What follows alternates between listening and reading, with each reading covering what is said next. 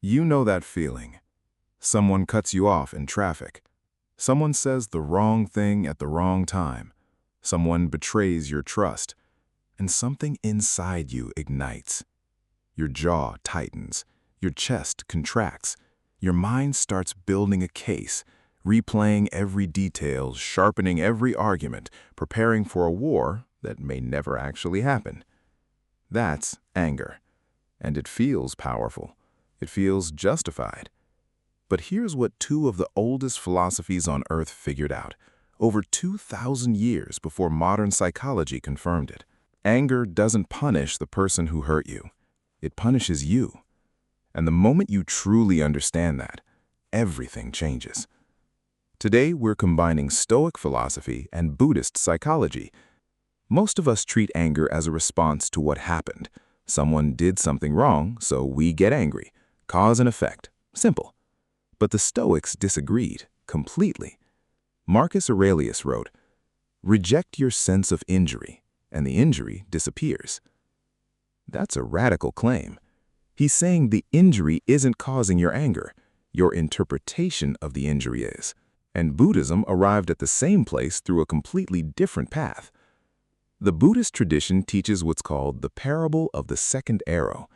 The first arrow is the event, the insult, the betrayal, the loss. That arrow hits you, and it hurts. You can't control that. But the second arrow, the one you fire at yourself, is the story you build around it, the rumination, the replaying, the fantasies of revenge. The first arrow causes pain. The second arrow causes suffering. And the second arrow is always your choice. Marcus Aurelius put it even more bluntly.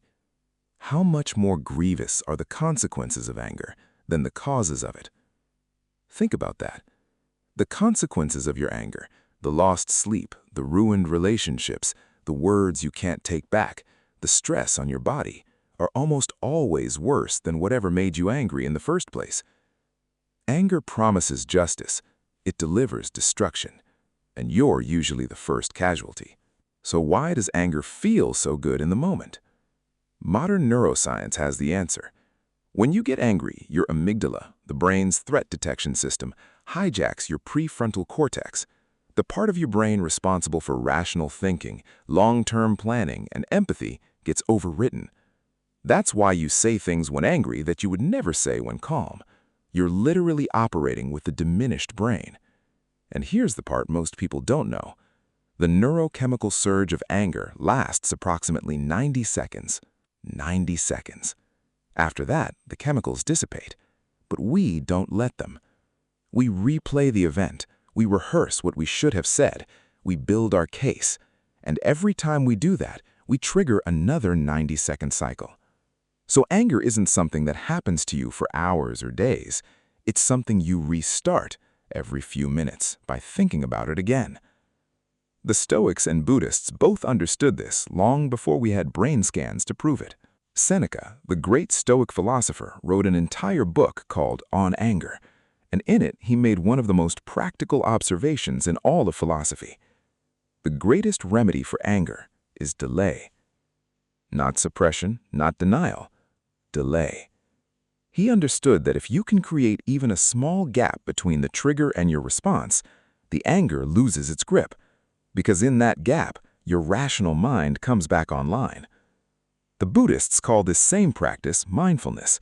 The Stoics called it the discipline of assent. Different words, same technique, same result. So what do these ancient traditions actually teach you to do with anger? 6 practices, 3 Stoic, 3 Buddhist. Practice 1, the Stoic Reframe. When something makes you angry, before you react, ask yourself Marcus Aurelius' question, is this within my control? If yes, act. If no, it was never yours to be angry about. Practice 2, consider the source. Marcus Aurelius wrote, when another blames you or hates you, go to their souls, penetrate inside and see what sort of people they are. You will realize there is no need to be racked with anxiety that they should hold any particular opinion of you. When someone hurts you, the Stoic practice is to understand them, not condemn them, not because they deserve it, but because understanding dissolves the rage, and rage is what's poisoning you. Seneca put it even more bluntly.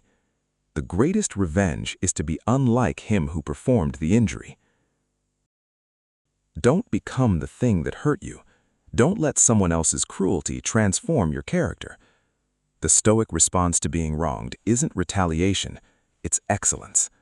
Becoming so grounded that the insult can't reach you, that is the ultimate revenge. Now let's cross over to the Buddhist practices. Practice 4, the hot coal. In the Buddhist text, the Visuddhimagga, written in the 5th century, the scholar Buddhaghosa wrote, "Anger is like seizing a glowing coal to strike another. You are the one who gets burned first." This isn't metaphor. This is mechanism. Every moment you hold the anger, your cortisol rises, your blood pressure spikes, your immune system weakens. You're burning yourself while planning to throw. Practice 5, the second arrow. We covered this earlier, but the practice is specific. When you feel anger arise, notice the first arrow. Name it. I feel hurt. I feel disrespected. Then ask, am I about to fire the second arrow? The second arrow is the story, the rumination, the revenge fantasy, the generalization. By naming the second arrow before you fire it, you break the cycle. The pain stays, but the suffering stops. Practice 6. Observe, don't become. Buddhist mindfulness teaches a crucial distinction. There's a difference between I am angry and I notice anger arising in me. The first fuses your identity with the emotion. The second creates space. You become the observer, not the fire. And from that observer's position, you can choose, not react, choose. That gap between reaction and choice is freedom. Now, here's where this connects to something deeper. Seneca called anger temporary madness, and he wasn't exaggerating. Anger is addictive. It gives you a sense of righteousness, of power, of moral superiority, and those feelings are intoxicating. That's why letting go of anger feels like losing something, even though you're gaining everything. You're gaining clarity, gaining peace, gaining time and energy you were wasting on someone who probably isn't thinking about you at all. So what actually changes when you release anger? Your body heals, your relationships improve, your thinking sharpens. You stop giving other people control over your emotional state. And if you've watched our Stoicism breakdown and our video on why caring less is the strongest thing you can do, you know that your anger is a tool manipulators use against you. They provoke you deliberately.